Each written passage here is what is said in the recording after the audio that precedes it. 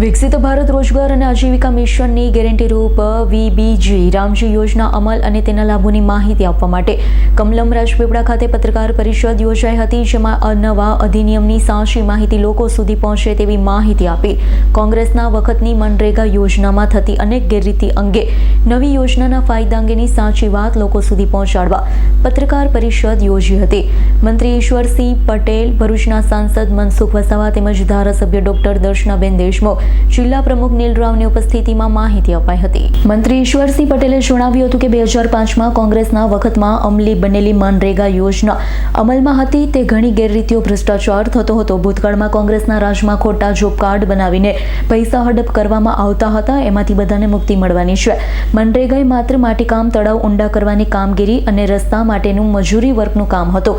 2011માં 25.7% ગરીબી હતી. 2022-23માં 4.86% ગરીબી હતી. લોકો આર્થિક રીતે પગભર થાય તે માટે આ યોજના અધિનિયમમાં લેવામાં આવેલી છે. પત્રકારોને સંબોધતા જણાવ્યું હતું કે બીવીજી રામજી યોજના હેઠળ રાજ્યના ગ્રામ્ય તથા શહેરી વિસ્તારોમાં રોજગાર અને આજીવિકાના નવા અવસર સર્જાશે.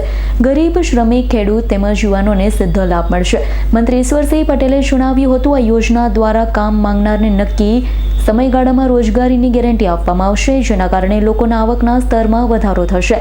આત્મનિર્ભરતા તરફ આગળ વધવાનો માર્ગ ખુલશે. સાંસદ મનસુખ વસાવાએ યોજના અંગે સરકારની પ્રતિબદ્ધતા વ્યક્ત કરતા જણાવ્યું હતું કે આ યોજના ગુજરાત સહિત સમગ્ર દેશમાં વિકાસને નવી ગતિ આપશે. ધારાસભ્ય ડોક્ટર દર્શનાબેન દેશમુખે જણાવ્યું હતું કે બીવીજી રામજી યોજના માત્ર રોજગાર પૂરતી સીમિત નથી.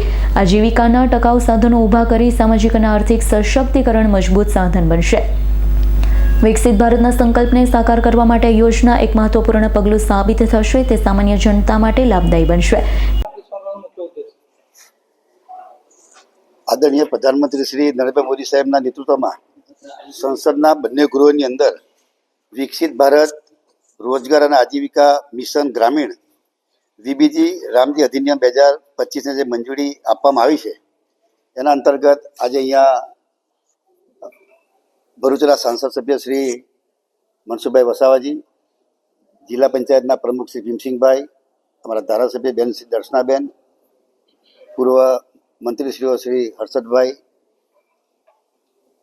સબદુભાઈ, અહીંયા સૌ ભારતીય પાર્ટીના પ્રમુખ શ્રી અમારા નીલભાઈ, જે અધિનિયમ જે અગાઉ 2005માં જે મનરેગા નામથી જે યોજના ચાલતી હતી, એના અંદર માત્ર માટીકામ, તળાવ ઊંડા કરવાની કામગીરી અને રસ્તા માટેની મજૂરી વર્ક માટેનું કામ હતું. પરંતુ 20 વર્ષ થયા, સ્વાભાવિક છે કે યોજનાઓને કઈ રીતના કરી શકાય. એ જોવે છે કે જે તે વખતે 2011-12ની વાત કરતા 25.7% ગરીબી હતી. આજે 2022-23ની વાત કરીએ ત્યારે 4.86% ગરીબી હેઠળ આજે લોકો છે. ત્યારે જે રીતે લોકોને સ્કિલ દ્વારા કામ મળે, પોતે એક સાહસિકતાથી પોતાને આર્થિક રીતે પગભર થાય, એ માટે આ અધિનિયમમાં લેવામાં આવ્યું છે. જે સ્વસહાય જૂથની બહેનો છે એને પણ રોજગારી તો મળે, પરંતુ સાથે સાથે કામગીરીમાં હાટ બજાર હોય, આ અનેકવિધ કામગીરી એમના થકી એમને રોજગારી મળે. માત્ર મજૂરી નહીં, પરંતુ એનું સ્કિલ પણ વધે અને એ સાહસિક ઉદ્યોગ સાહસિક તરીકે એ પોતે આગળ વધે. આવનારું જ્યારે 2047માં જ્યારે 100 વર્ષ પૂરા થવા જઈ રહ્યા, ત્યારે પ્રધાનમંત્રીશ્રીનું સપનું છે કે આપણા દીકરા દીકરીઓ તમામ લોકો આર્થિક રીતે પગભર બને. અને આ અધિનિયમની અંદર પણ આ રીતે જોગવાઈ કરવામાં આવી, ત્યારે આવનારા દિવસોમાં આનાથી પણ અનેકવિધ આ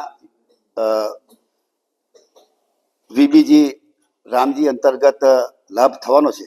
ત્યારે જે સાચી વિગત છે એ લોકો સુધી પહોંચે. અને કોંગ્રેસ જે ભ્રમક પચાગળી રહી છે કે જે એમના વખતની અંદર જે યોજનાઓ ચાલતી તેમાં ભ્રષ્ટાચાર થતો હતો, ત્યારે આજે જોઈએ છે કે અહીંયા જે કામગીરી છે એ ગ્રામ પંચાયત અને ગ્રામ સભા થકી પોતાના ગામના પર જે કામો હશે તે ગામના કામો, જે પ્રાયોરિટીવાળા કામો છે, લઈ શકાવાના છે. આવા અનેક જે નવા સુધારા જે કર્યા છે, એમાં આવનારા દિવસોમાં ગામડાઓ પણ આર્થિક રીતે પગભર થનાર છે. દીપક જગતાપનો રિપોર્ટ, S9 ન્યૂઝ, રાજપીપળા. અમારી તમામ માહિતીથી અપડેટ રહેવા માટે જોડાયેલા રહો S9 ન્યૂઝ સાથે.